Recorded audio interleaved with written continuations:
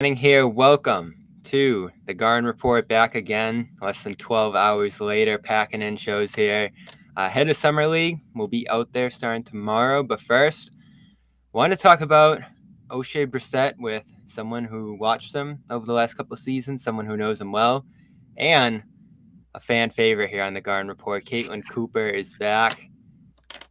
They loved you, Caitlin. I had to bring you back. Probably the highest approval rating of any guest we've had here. And I'm excited about what the Pacers are doing, too, this offseason. It's a team I enjoyed watching last year. Really, the last couple of years is Island built a little bit of stability and direction here off that DeMontis Sabonis trade, which I do want to revisit as well later. But Oshae Brissett, I was really excited when this happened. I covered him at Syracuse for 2 years. He was an excellent player there his freshman year, came into the league with Toronto, developed quite a bit there, got some playing time in Indiana early and often, and, built on the development he achieved in the G League and in that Toronto system there, and really showed some stuff over the last couple of years here. And you're a fan of this signing, I believe. You had some good things to say about him and how he might fit in here in Boston. And what was your overall assessment of his time in Indiana and just him as a player and the time you got to see him there? I mean, I think the trajectory was up and down a little bit. I like what you just brought up about him being in the Toronto system and coming over, because when he first came out of the G League and was playing with the Pacers, he was playing for Nate Bjorkgren, and that's really when he started to pop. And that was kind of one of the last exciting things you could hold on to at the end of that season, was kind of Oshae Brissett and Edmund Sumner and what they were doing with that team.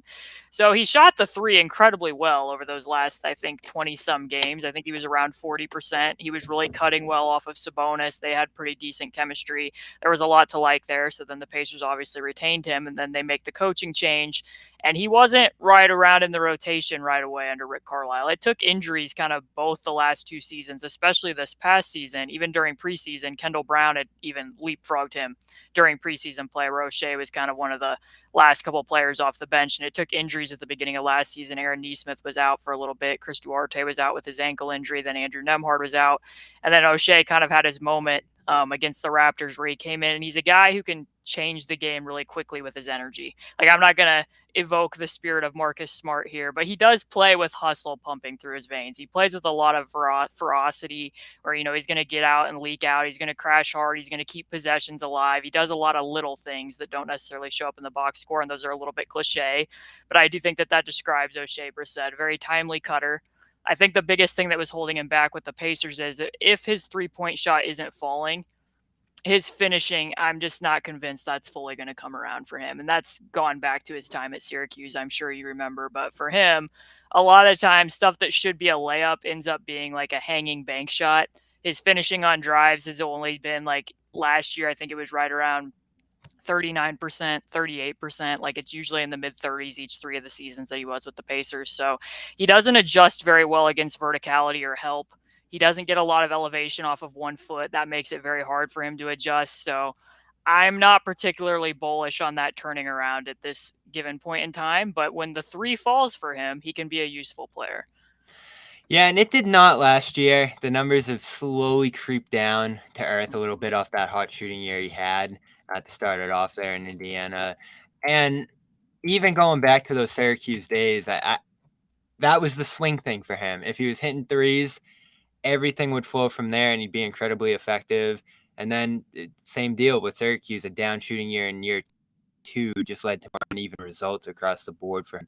But great physicality, a great NBA body. He's got the 7-foot wingspan. He's got that burst, the athleticism. He's had a few highlight reel dunks in his career so far, including against the Celtics. His best career game, many people remember, probably came against the Celtics. And that's actually kind of telling. That's actually a good game to go back and look at from last year. If you look at the 2 games that he played against Boston after Tyrese came over from the trade, I think that would be telling for Celtics fans, because the first one, when he made 6 threes and had 27 points, he was being defended by Robert Williams in the way that Ime Udoka schemed, where Williams was more of a roamer, and then he also caught the Daniel Tice at 4 minutes. And that was very beneficial for him, to the point where at halftime they actually switched that matchup, which, as you know, covering the Celtics didn't often do. They ended up putting Tatum on Oshae coming out of halftime in that second half of that game. Then when they went up to Boston, they had injuries. So I believe they started Goga and Terry Taylor in that game, which put Oshae at the 3, and then he looked a little bit different in the light. When he's being defended by threes versus when he can, maybe get something off the dribble going against Daniel Tice, he looks a little bit different. So I do think ideally he plays the 4 for the Celtics next year. Right, and that's a spot that's open now, especially on nights where Al Horford sits. There'll be opportunity there. If they play bigger, they'll probably go with 3 wings across the perimeter there, and he'll have that open space playing alongside Tatum and Brown. I do think that's a lineup that they can go to if they want to play more of a wing-oriented lineup rather than double big, which, now that they're stacking up this roster around 3 bigs, they're probably going to have to do that more often than not. So I'm sure Brissett's minutes will probably come and go along the perimeter, but when you lose Grant Williams, as they did yesterday, that's a real opportunity for Brissett to step up. But there's some key differences between these guys. He doesn't fit in seamlessly to that Grant role to me just because of the shooting inconsistency. I mean, love or hate Grant, he was 40% last 2 years pretty steadily from 3 for the most part there, hovering close to it. Elite catch and shoot guy in the corner. And Brissett's just not that. I mean, I don't know what you see mechanically with the shot. It's a little strange to me. It kind of goes way over the top, and I think it's a little inconsistent sometimes, at least remembering his earlier days shooting the 3 there. He's capable of really getting hot from there, especially he'll be shooting almost exclusively open 3s, I'm sure, with the Celtics here. But just mechanically, is there something you see there with the 3 that has led to him being all over the place? They've made adjustments to it. In his first season with Rick, because Rick can be a little bit of a shot doctor, they adjusted his hand placement a little bit, and he had better results for a few months, and then you kind of saw him kind of reverting back to the original form again. That's in part why I think he fell back out of the rotation. Guys got healthy at the end of last season, but once they traded for Wara, I just think that they trusted having somebody out there who could shoot and do more things than Oshae could, even though Oshae probably has a slight edge over Wara defensively. But what you just said there too about the openness, like when he first came over and was playing when Sabonis was still on the team under Bjorkgren, almost 70% of his shots, his catch and shoots were uncontested. Yeah. So, and 75% of his shots were either threes, cuts, or offensive rebounds. Like that's really the lane that you want him to stay in. And I do think, like offensively from the Celtics perspective, at least from me on the outside looking in, when you were watching in the playoffs, is like they should have a more dynamic drive and kick offense than what they do a lot of the time. Like they have 5 guys, they have lineups of 5 guys that they can put out there who can dribble, pass, and shoot. They just don't always get that, going into the blender. So, You they know don't what it necessarily looks like. You know what it looks like when they're getting those layers of passes and secondary drives Mhm. and things like that, and it doesn't happen often enough. Yeah, so if they can get the secondary drive, something that Oshae does really well is he cuts off of secondary drives quite well. So there was a shift, like, a lot of the cuts that he got, he finished better on cuts when Sabonis was still on the roster, because one thing that goes underrated when you have a playmaking big is that big is occupying the big away from the rim. So he wasn't having to go and finish with, the verticality like I mentioned before. Now when Tyrese is clearly capable of passing people open at the rim, but when it's a point guard doing it versus when it's a center doing it, you have somebody different to contend with around the basket. So that was one thing. But one thing that Oshae does, even as a cutter, is he's very good at collapsing the weak side zone and then opening shots for other people. So, what we call a cut assist, where you drag in that defender and then maybe the guy in the corner gets an open shot if somebody like Tatum or Brown drives the baseline. He's very timely with that, and he doesn't spoil spacing when he does it. He knows when to get into the lane, or, if TJ McConnell is the guy who can really turn the corner out of pistol, if he gets 2 feet in the lane, O'Shea's a really good 45 cutter, and then he can complete those 45 cuts to go ahead and get an offensive rebound. So I do think, in the sense that I thought during the playoffs, you could tell at times from Boston, if they got secondary drives, a lot of times people didn't necessarily cut. I think that's something Right. that Oshae would give them. And that's something that goes back years with them. They haven't had a lot of great cutters, which is what excites me probably most about Brissett coming in, is opening up that part of the game for them. Like Jalen will do it. He'll have spurts where he's great in that area.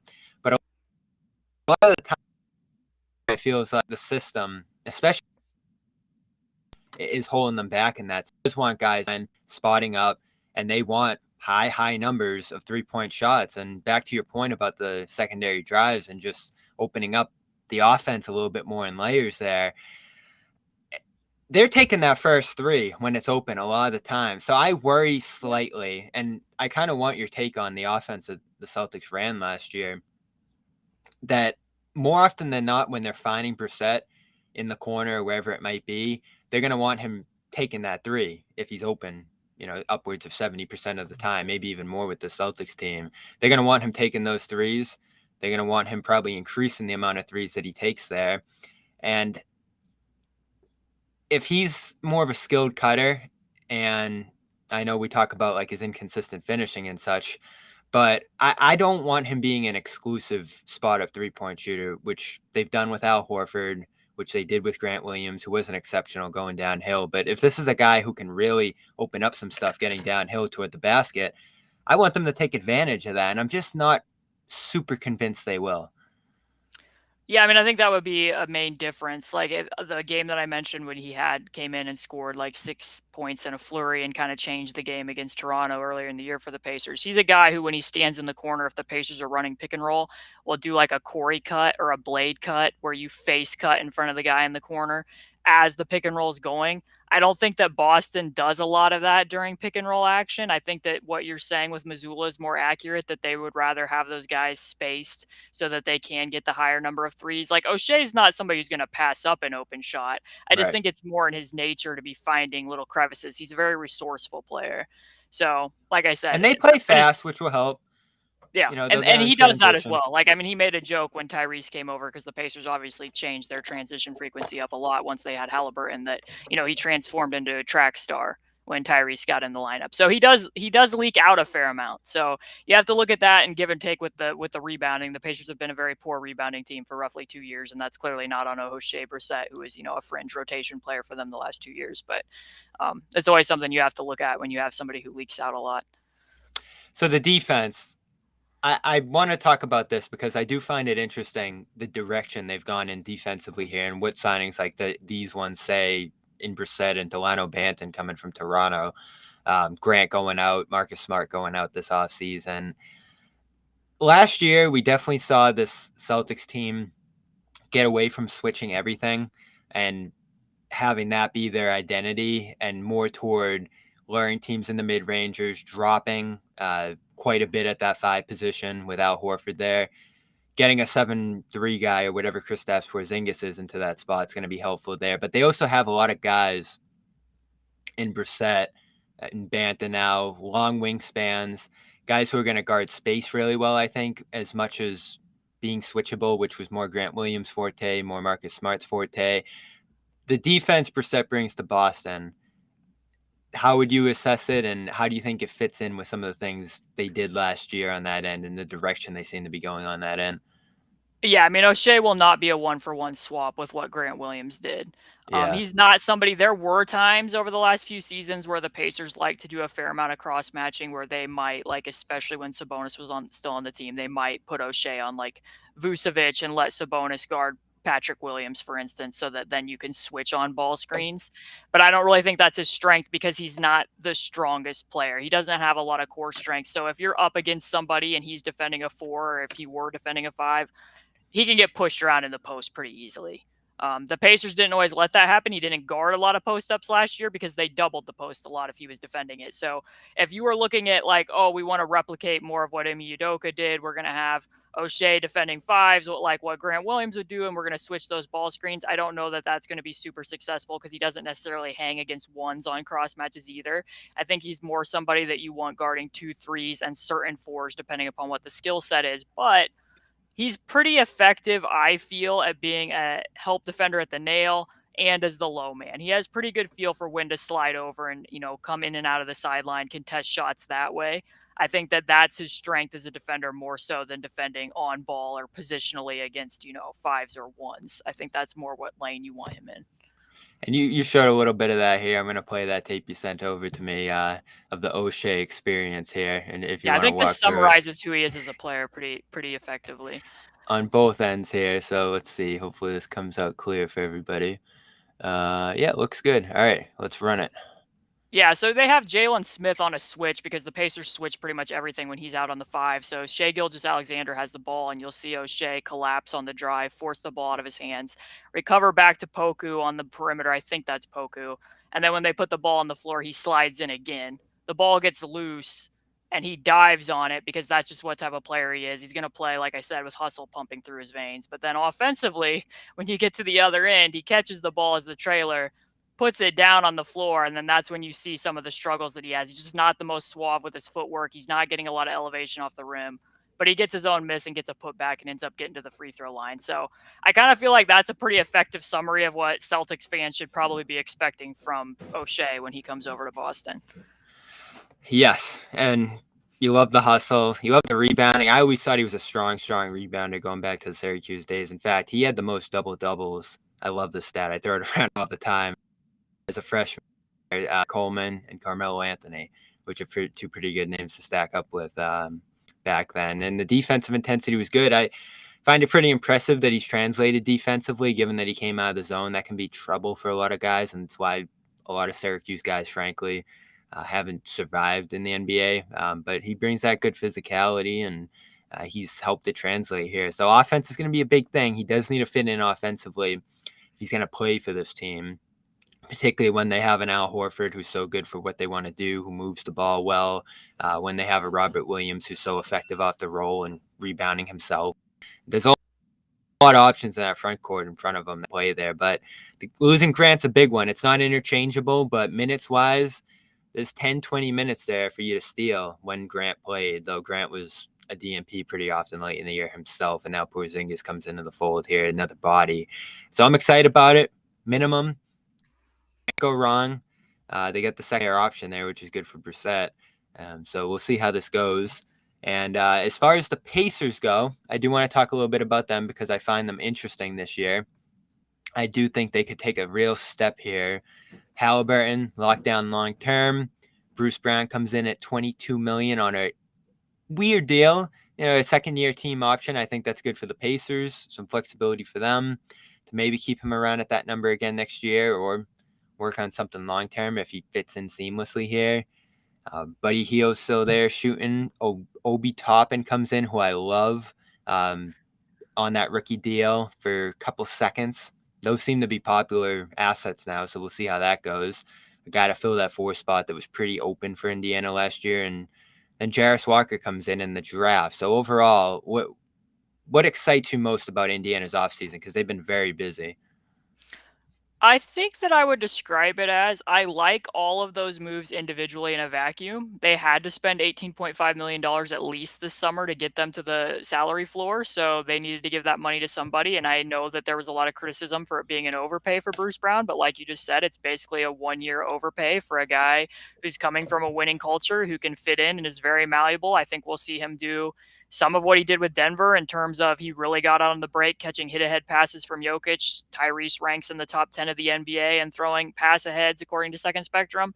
Bruce Brown's very effective in transition. The Pacers ranked 4th in transition frequency, and I also think he'll mix in some of what he did with Brooklyn, that the Pacers really like guard screens. I think you'll see Bruce Brown hit the ground running and rolling with the Pacers in a lot of ways. And defensively, they just needed an upgrade. They don't have a lot of guys who can defend on ball. I think that he'll be very helpful in that regard. That was a main talking point. The Pacers ranking 26th in defensive rating. They needed help defensively pretty much everywhere. So that's a big one. Obi Toppin fits right in with the transition points that I just made before. I think all of them are very close. The 3 of them very close to the top of the league in transition efficiency. You're going to see a lot of Obi leaking out, and that kind of goes back to what I just said about Oshae. The Pacers not a good rebounding team, so there might be a little give or take there. I do think he can do more than what he was doing in New York's offense because they had Julius Randle, they had a center in Mitchell Robinson, who needs to be in the dunker spot. His reality will be a lot different, wherein I think that Tyrese will augment his strengths and Miles will accommodate some of his weaknesses better than what you saw in the New York Knicks. That being said, I have some questions about how I like all of the moves in combination. Right. I support all of them individually. I like that they drafted Jarris Walker. I don't know. I think that they're going to be trading off what they had in spacing last year. In a lot of ways, it's going to be a big difference going from having Andrew Nembhard in the starting lineup, Buddy Hield in the starting lineup, Aaron Nesmith at the 4 spot, to going to potentially Benedict Mathurin Bruce Brown and Obi Toppin. In terms of, even if those guys are knocking down shots, the defensive perception for them is going to be different than what you saw, obviously, with what Buddy Hield can do and what his gravity is. So I think they're going to have to tinker with lineups, but as the people saw last year, they started Jalen Smith at the 4 to begin the year. Midway through the year, Aaron Nesmith was starting instead because that's just what worked better for the team. So Rick Carlisle has shown that he's willing to adjust. So if stuff isn't necessarily working for them, I think that they'll do a lot of tinkering. And the Pacers kind of have to add people on the margin. They're not going to be signing, top tier guys. So they have to overpay to get veteran players. You have to, take a deal like Obi Toppin and hope that he pops in a different environment. So I think individually, all of it, you give them a thumbs up for most of it and you hope that it works out in the aggregate. Yeah, and that can be tricky. They're comfortable with it. They've had to do that the last couple of years, almost as much as any other team. The amount of guys that have been in and out of this lineup's been pretty staggering over the last couple of years here. And you look at this roster again, a lot of these guys are back, a lot of new faces, as you said. And how do you manage that as a coach? Carlisle is pretty good at it, but it's a blessing and a curse having, let's say, 13 guys potentially who could play here, vie to play on any given night, depending how the rookies pan out. And a lot of guys last year, like you said, who were shooters, who were spacing oriented, Hield. I thought Nesmith made some real progress last year with this group. And if he's heading back to the bench, maybe more limited minutes, that's not something that suited him well in Boston. Looking back on those days, like he needed that shot. He needed those shots, the rhythm overall to get going effectively. And they needed a little bit more at the 4 for sure. Yeah. But there's a give and take, like you said, between guys who space the floor well at that position, even if they're a little undersized for it, and guys who might bog down this offense a little more. But when you shoot the ball like Turner did last year at times, that can help. Yeah, I mean, Miles definitely had the best season of his career last year. It made a difference for him to be a 5 defended by 5s, and that's kind of an underrated piece of this. Because if you look at his shooting splits over the last 2 seasons when he was defended by forwards by comparison to when he was defended by centers, it's like a difference of him being a 40% three-point shooter to being like a 32% three-point shooter. And that was in part why they took Jalen Smith out of the starting lineup, is because there was a lot of teams. They went on a 7-game West Coast road trip at the end of November, and you'd start seeing, okay, Zubats is guarding Jalen Smith now. Sabonis is guarding Jalen Smith now. And those guys were just sagging off, and then they were switching pick and rolls with Miles.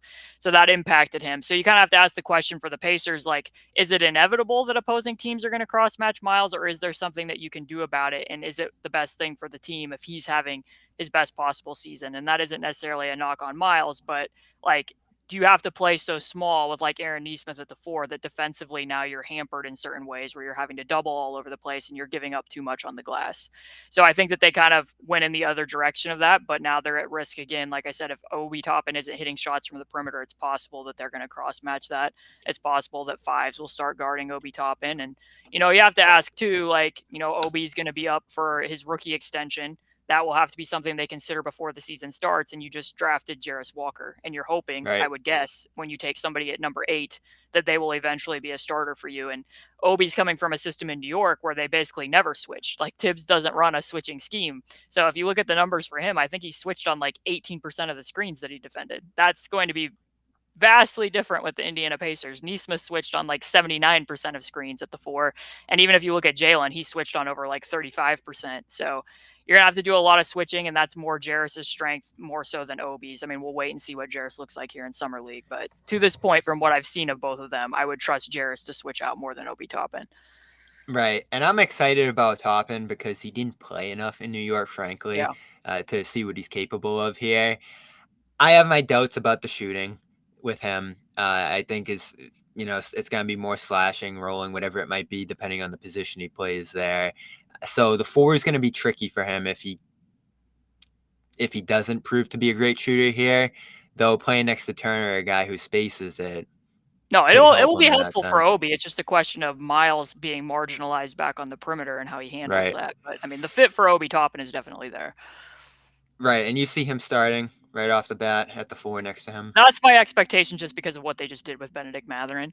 I mean, Jarris is a higher feel player than Benedict Mathurin is, but they brought Benedict off the bench and coached him harder and wanted him to earn those minutes. So I kind of have my suspicion that that is the same trend that will follow and that Obi Toppin will be the You're starter. right, Mathurin, Toppin, Brown.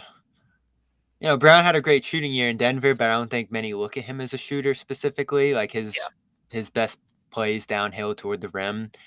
All three of those guys really that's the case. So that will put Turner back on the perimeter. And Haliburton's a guy who's going to make it work with almost anyone offensively. But there are a lot of, I think you described it well. Like, how does this all come together? These are all great individual pieces here, but this team as a whole, how do they make it work? Because one thing I'm going to say here, just to make it matter for the Celtics audience here, this team was the 6th seed last year. Right up until that day, Haliburton went down and was in and out of the lineup with injuries there. So they had something that worked to some degree last year until, they started taking a step back and, taking the long view there down the stretch of the season. So this is going to be a little different. They've reinforced the roster definitely here. Haliburton, I think, is going to be a guy who raises anybody's level playing alongside him. But is this a fringe playoff team? Is this a team that could make a little noise in that bottom half of the East here? They were last year, in my view. And now working in some new guys might complicate that. And the East is just a little bit better as a whole, it looks like, this year. Yeah, if you look at just the games when Miles and Tyrese were both available, I think they had the same win percentage and net rating, just barely negative 0.5, I believe, is what the Miami Heat had last year. So that is not me saying that the Indiana Pacers are going to the NBA Finals next year, but that they would have probably been in position to be, a fringe play-in team. Maybe frisky in the play-in tournament. Maybe they get into the playoffs at where they were last year. I do think that they made upgrades. We'll have to see how it all comes together when they're out on the court, obviously. But I mean, I do think that this could solidly be a play-in team, maybe a playoff team. Because like you said, before Tyrese went down, they just never really regained that same magic that they had. And I don't think that was all solely on the fact that they didn't have Tyrese anymore. I do think that them playing, 8 guards a night next to Miles Turner and what they had changed up with their defensive scheme, I started noticing when they went 1-9 in the stretch when Tyrese was injured, that teams were finding little hacks defensively for how to attack that. They were playing, for instance, the Oklahoma City Thunder, and they started putting Miles last season a lot more on low usage wings and using him more as a roamer because they needed to switch to keep him low around the basket. So like they used Josh Giddey and posted Miles Turner. That's a very unusual thing to see, a guard posting a big, but that occupied Miles outside of the paint. Then they could run split action and it's guys just, Shea's just getting a cut straight to the rim because Miles isn't there. You can't expect Buddy to be the low man. So there were little, like I said, faults that were starting to get uncovered in addition to them just not having Tyrese to be the engine of everything they do on that end of the floor. But yeah. And then just looking at the bench stuff, like what you mentioned with Buddy, he's going to be in a contract year, most likely sliding back to the bench. Andrew Nemhard, I felt really popped. I mean, he's an underrated player who I another really guy adore. that needs to play. Yeah, in a lot of ways. And if you're looking at starting Benedict and Bruce and Obi potentially, and Andrew slides back to the bench, what are you doing with TJ McConnell? Because at that point, I feel like Andrew really needs to be the reserve point guard and running offense, because that guy can make some heady passes out of the pick and roll, and he's going to need those opportunities. So they're going to have stuff to figure out for sure rotationally. I got 2 more big things to talk about here. A year ago, we were discussing how Malcolm Brogdon might fit in with the Celtics after a trade between these two teams. And he went out and won the 6th Man of the Year award, made a big impact in Boston, stayed healthy right up until the end. And then he ends up in a trade to the Clippers for Porzingis that falls apart. Has been in rumors nonstop since, has 2 years left on that deal, a hefty deal that sent him out of Indiana last summer. So I do want to assess his future in Boston and kind of where he's at in his career year out of Indiana here. But first, a quick break for our sponsor. All right, our next partner is AG1, the daily foundational nutrition supplement that supports whole body health. I drink it every day. 75 high quality ingredients that give me all the nutrients, energy, focus, strength, and clarity I need every day to hit the ground running. If a comprehensive solution is what you need for your supplement routine, then try AG1. You get a free year supply of vitamin D, 5 free travel packs of AG1 with your first purchase. Just go to drinkag1.com/garden. Make sure you hit that. drinkag1.com/garden. Check it out. That's AG1.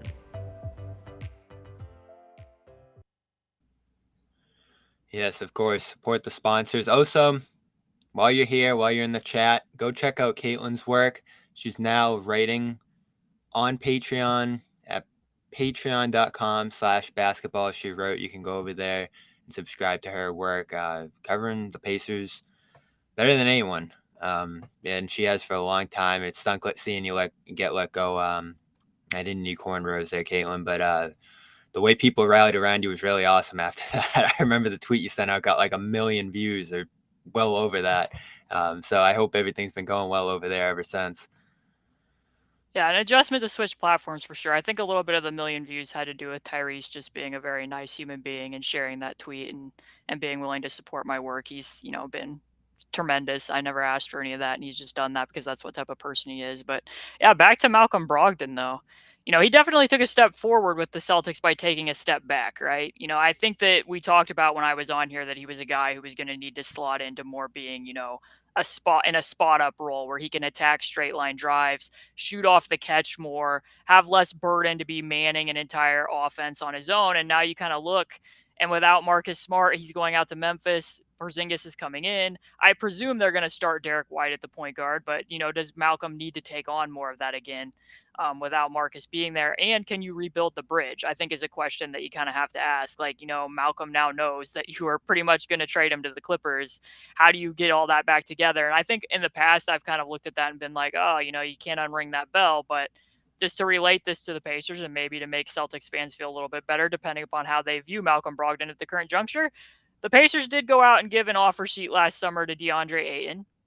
I myself was very skeptical that Miles Turner would still be on the roster after that happened, let alone do a renegotiation extend and have him come out afterwards and, be tweeting like it was always you, Indiana, and be very committed to staying here, even though they went out and tried to actually upgrade his position. So you never know how guys are going to react to that. For Miles, everything shook out really well, and he formed really good chemistry with Tyrese, and it was best for him financially to take the shorter term deal where he could get out later on. It was good business for the Pacers to re-sign him as well. So, maybe something happens with Malcolm there where if they do need to keep him on the roster, it all works out okay and he's all right with the role. I don't know.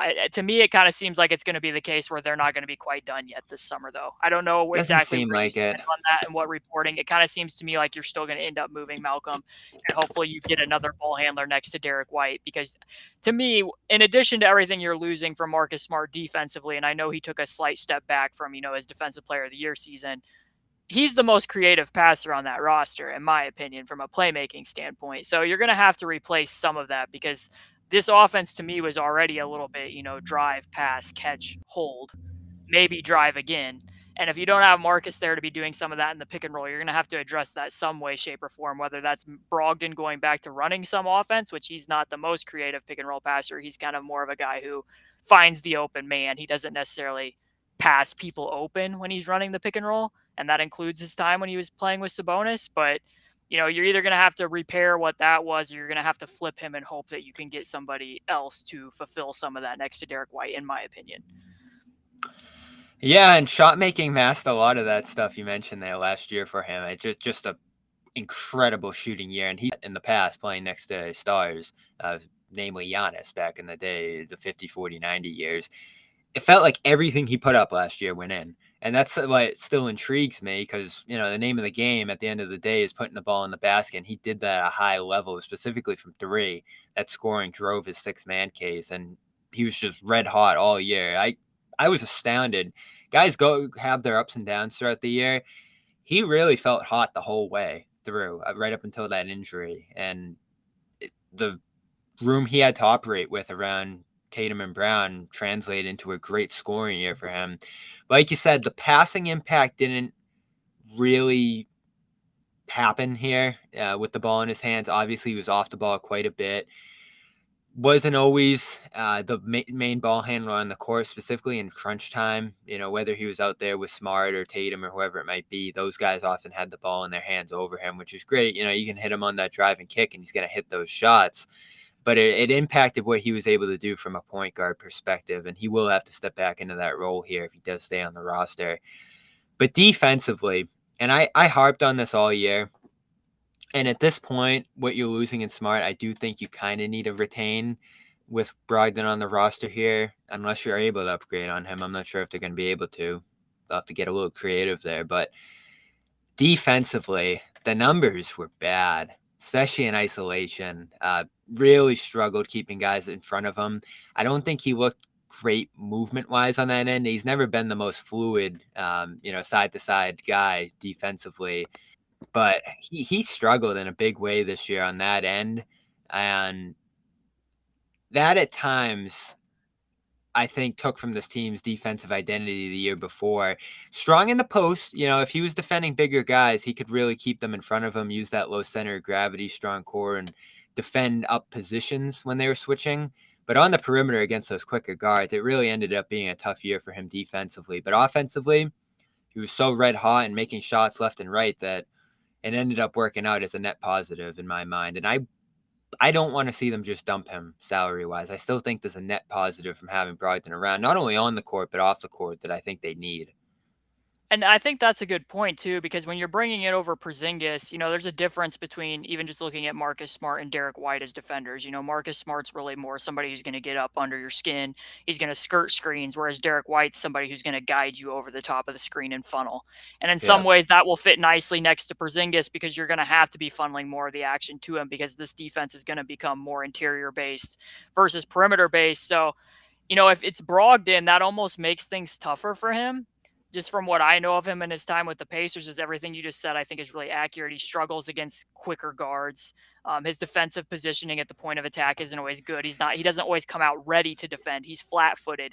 So if you're somebody that you're going to be putting Porzingis in drop and you're going to be needing to chase over, that's not going to be Malcolm Brogdon's best role. He's better suited to a switching defense where, like what you said, where you can switch, a 1-4 ball screen. And then because he is strong, if you get him in the post, there was times where the Pacers would be like, Brogdon, you're just guarding Karl Anthony Towns tonight. And he could kind of hold his own because, you're just guarding Pascal Siakam tonight. That's kind of more his lane, is defending bigger wings and being able to use his physicality in that regard. So if they're going to be altering the scheme at all to be accommodating Porzingis and making this more of, a drop coverage, more like what they saw last year, but even more so with Porzingis, I actually think Brogdon might struggle a little bit more with that than, if he had been in the original Udoka scheme more so.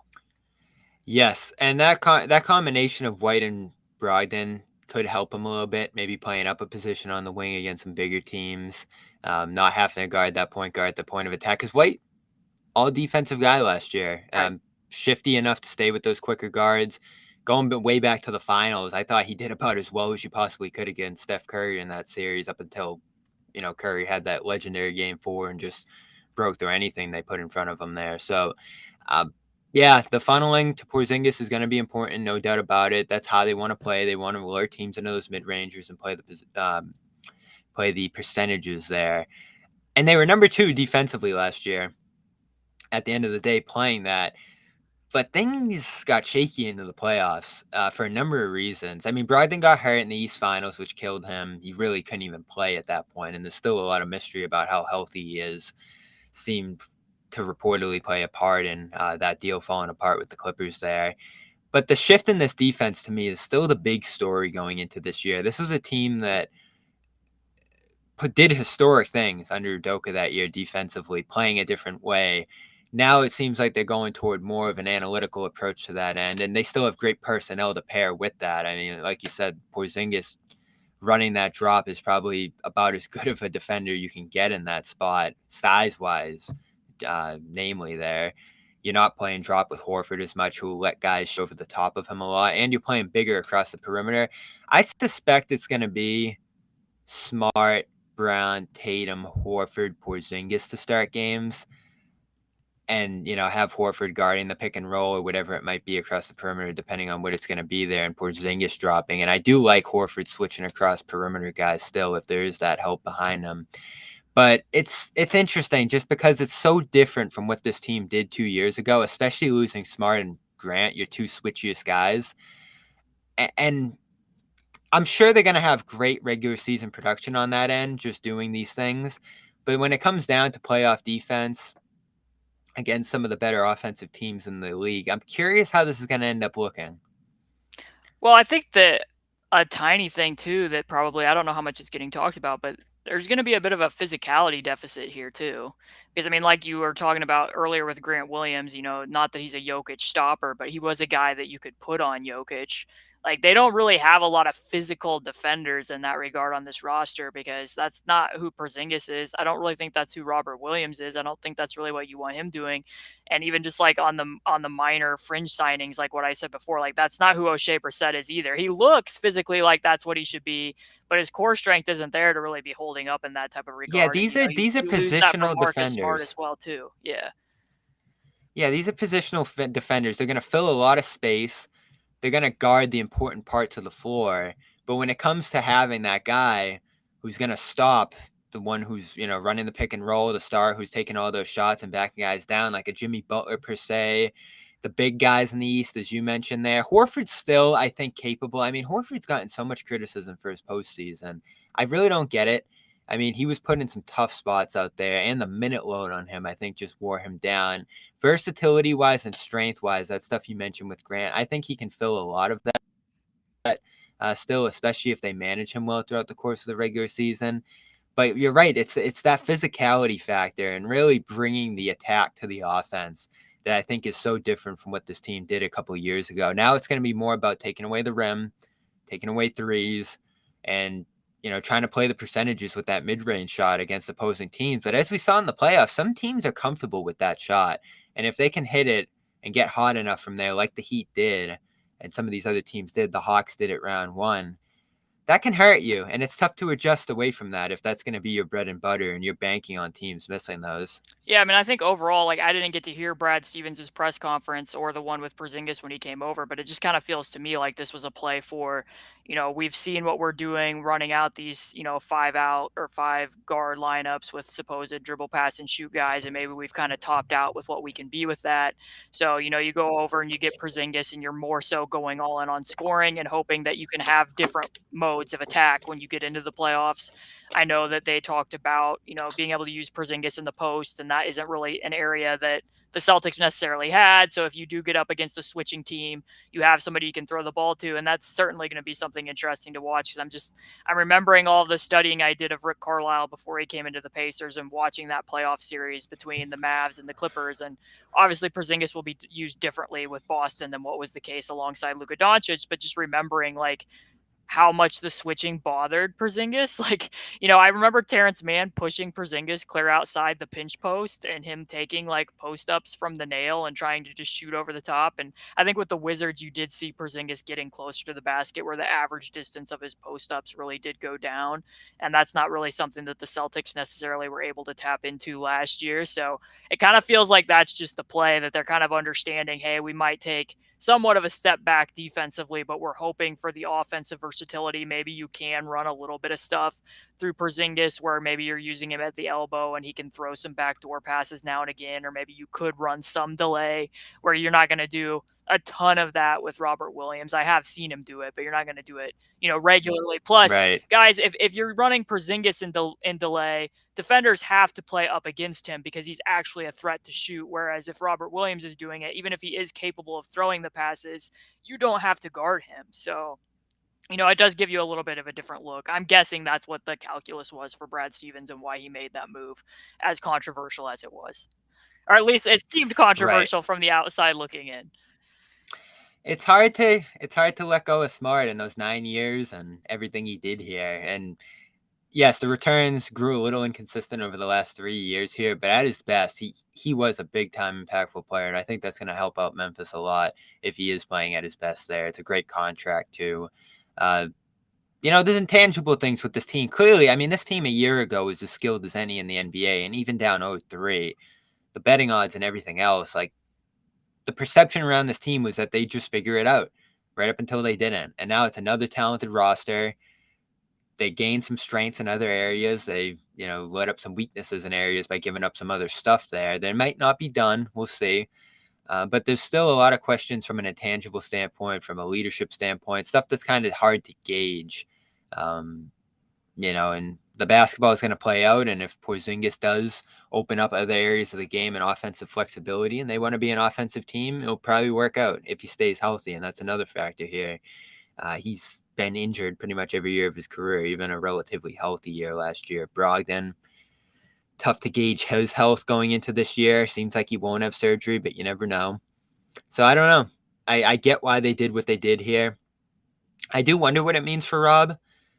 I mean, everyone's still kind of imagining the best version of Rob, which has been limited by injury and limited by, offensive limitations for him. And it just feels like, unfortunately, unless, you can think of some way that Rob and Porzingis could, coexist on the court together, this probably just puts him in more of a back seat on this roster, which for a guy making like 10, 11, $12 million a year here, that is realistically what you can expect from a guy like that. Some secondary limited minute bench production, some energy off the bench, maybe playing off the bench helps him stay healthier here.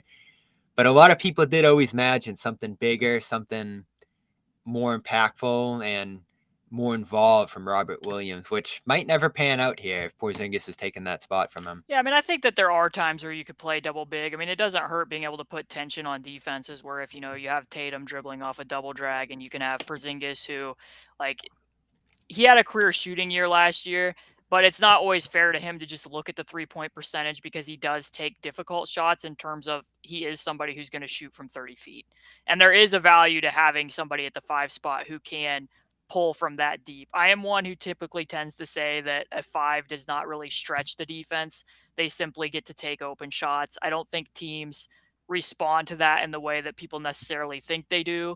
But when you have Porzingis, you're never seeing a 5 face guarding a guy at the 3-point line, really. Right. Like typically that's what teams are willing to give up, and it just behooves you if you're able to hit those shots. But in the case of Porzingis, I think you can see some tension there because he is somebody who's going to pull from so many feet behind the 3-point line that you do defend a little bit higher. So, if you can roll Rob as the first screener and pop Porzingis as the second screener, I do think that there could be some utility in that. I don't know that that's something that they'll go to all the time, but it's always a good thing to be able to have different types of lineups that you can throw out there and use. So, it remains to be seen. I'm intrigued by it. It's always intriguing to get a 7'3" guy on the roster who's as skilled and can do as many things as Porzingis can, and he was great last year. So there's always an intrigue to getting that large of a presence on the court, and you could just see the way you said you didn't see Stevens' press conference. He was glowing. Like he was just smiling nonstop. You could tell this was his blockbuster move, his first big trade, and it could be the one that shakes this team to get over that hump and win the championship. They didn't have a big three, really do now if he plays to that potential. So we'll see how it pans out. Before we let Caitlin go, do want to briefly revisit the Tyrese Haliburton, Domantas Sabonis trade, one of the more controversial of recent years, recent NBA history, really. Kings got highly criticized for it. Ended up working out decently for them last year, and the Pacers did extend Haliburton this past week here. So he'll be that centerpiece for Indiana going forward, a guy that I do think has future NBA potential. First, one more brief break here. Minute to tell everybody about FanDuel. Take your first swing at betting MLB on FanDuel and get 10 times your first bet in bonus bets up to $200. That's right. Just bet $20 and you'll land $200 in bonus bets. Win or lose, that's $200. You can spend betting everything from the money line to the over-under to who you think is going to hit the first home run. All in an app that's safe, secure, and super easy to use. Plus, when you win, you get paid instantly. There's no better place to bet MLB than FanDuel, America's #1 sportsbook. So sign up today and visit FanDuel.com/Boston to get up to $200 in bonus bets. That's FanDuel.com/Boston. FanDuel, official partner of Major League Baseball. All right, Haliburton, Sabonis. We kicked around for a long time, Caitlin, what that Sabonis deal would ultimately look like, and Haliburton comes flying in a day before the deadline, whatever it was. It was a little earlier than the deadline. And the impact ended up being immediate. He ends up becoming this rookie max contract extension level guy who already, hard to imagine he's still playing on that rookie deal. Just with how impactful he's been here over these last couple of years with Indiana. He's quickly become, I think, mine and many other favorite young player in the league. And it's not hard to imagine him, especially with some of the personnel improving around him now. Him really taking a leap over the next couple of years here is not just one of the best young players in the league, but one of the best players in the league, period. Like, he just blends scoring and facilitating at that point guard position in a way that's pretty rare. Yeah, I mean, I think the best thing that you can say about Tyrese is obviously, at one point in the season, he was averaging 20 and 10. He was leading the league in assists. He had like a 3 game stretch where he didn't commit a turnover, which I think sometimes can go underrated. I mean, his defense is definitely going to need to improve. I don't know how many people realize exactly how much he was getting targeted at the back end of that season, and that's why they really needed to make upgrades defensively.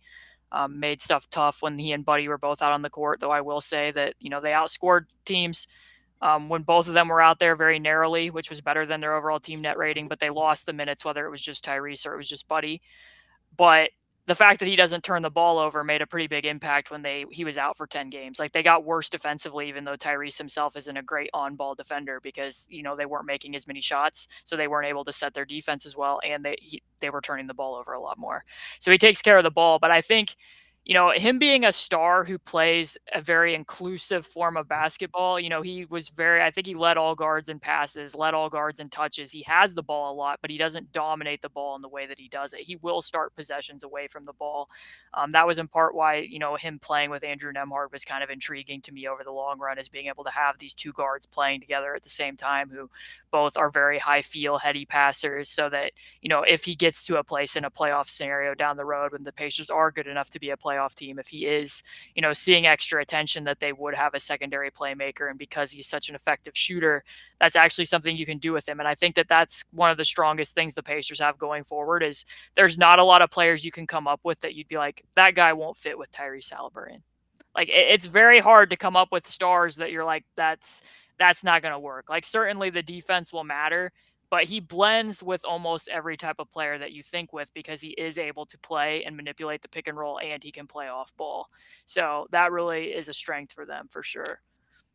So one of the big benefits Bruce Brown got, maybe the biggest benefit any role player can play with in the league, is playing next to Nikola Jokic and everything he allowed Bruce Brown to do. You knew from day one almost it was a seamless fit, because you saw the signs in Brooklyn, playing next to Durant and the rest there. Even, on their shorthanded nights, he would do some really good things on the roll there.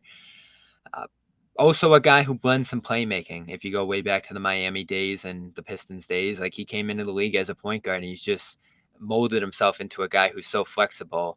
So he's leaving Jokic. There's no doubt that's going to hurt him to some degree. It would hurt anyone. But he is, as you said, about to take the floor with Haliburton. How do you see Haliburton opening up Brown's game and taking advantage of getting him into that offense? Yeah, I mean, in Denver, it was all for him about cutting. He did way more pick and roll ball handling in Denver than what he had done in Brooklyn. And then a lot of transition, just really loading up in transition and catching those, water polo style passes from Jokic and really just shoving the ball down opponents' throats. He improved his footwork on finishing moves, where you would see, more of an in and out dribble, some push crosses, more nuance for him in that regard. I think, he's going to be able to still catch all those. Tyrese was a few spots below Jokic in throwing those passes, and he loves to push the ball, whether it's off a make or a miss. If it's off a make, you'll see him always peering over his shoulder. He doesn't want to waste any seconds before he even has the inbound pass. He's looking and surveying the lay of the land for where his teammates are. So Bruce right away will fit in right, like a glove there. And then I think that they will take some of what you saw in Brooklyn, where he would be used as a screener for Kevin Durant and Kyrie Irving at times and slip into space. I think, the Pacers like to run certain sets. They call them corner, where the guy will come up out of the corner and screen for Tyrese. If they don't get anything on the slip there, then they reverse it. And a lot of times Mathern will come up out of the corner into a handoff, and then he'll attack. And Bruce kind of has this quirky thing to his game where he shot the ball way better from the right corner over his career than the left. Like, I'm talking, it's like a 20% swing on not like super low volume in the left corner either. So, I think that you'll see him coming up, screening for Tyrese in the right. You can have Benedict over in the left, ready to attack second side. I think the three of them will fit pretty well there. And then just having another guy that, if Tyrese does get blitzed, and then you can put Bruce in the short roll, he can make some connective passes. I think that that's maybe not something like what you said before, him being a point guard in the past. Like, if he catches it second side, he can attack baseline and kind of manipulate the weak side zone and make a pass there too. and that the Pacers didn't have a ton of guys. They were pretty high up in drives and passes last year, but they don't have a ton of guys who can actually, shift defenders if they catch the ball and move it. Like, that's not really who Benedict is. He's still somebody who's processing how to make kickouts. His first inclination when he catches the ball is to catch and drive and get to the basket. So Bruce will give them that as well. And then just defensively, Tyrese is a guy who needs to defend off ball. He's better navigating pin downs and using his off ball instincts and putting his arms in passing lanes. He tends to get overpowered at the point of attack, but you can put Bruce Brown at the point of attack. You can, give him some spot possessions here and there against fours, and they just really didn't have a lot of that last year. So some defensive malleability as well. This is an exciting team. Of course, I'm sure you're thrilled to see Sabonis doing all he's doing in Sacramento. That's a real team now. That combination of Fox and Sabonis is about exciting as it gets in terms of basketball combinations out there. I've always loved Sabonis. I would have loved him here in Boston, unlocking Tatum and Brown, the way he's done for Fox and others out there in Sacramento. This really is, just to wrap this up, about as even of a trade so far, and we'll see how it plays out long term. They extend Sabonis as well here, which is another, full circle moment for this trade. But both teams just have to be leaving that trade, and this almost never happens. Loving it.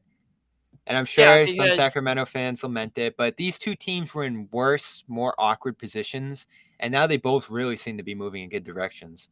And clear identities that are being built with those players in mind, for sure. I mean, that's something about Sabonis. People watch Jokic win the title, and like, Sabonis isn't Jokic. Like, we don't need to put him clear on that level. But in the sense that the Pacers did not have the pieces when he was still here to be able to run the type of handoff offense that the Sacramento Kings are running.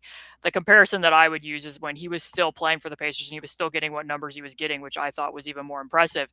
It was like watching a fountain with a burned out pump, because they just didn't have guys to be able to run those types of sets. And then, he goes to Sacramento and the water gets turned back on and you get to see exactly what all he can do. And, Mike Brown taking some of those Warriors concepts and implementing them with Sabonis. Some of the stuff that they did with Draymond and Golden State has really suited them well.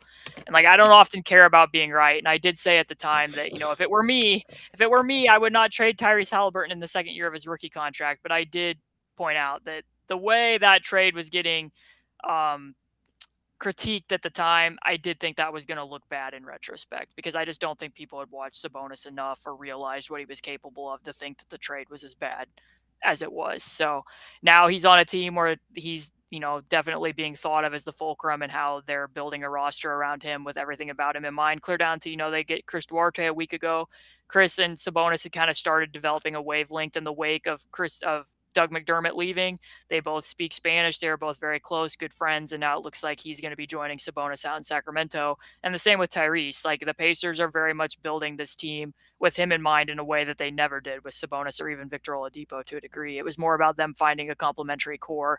Now they're fully behind. Tyrese is our franchise player. He is our star. He dictates what our identity is, and we're going to go out and find players who fit that identity and fit us. So definitely two different shifts, and it's great to see both franchises benefiting from a deal at the same time.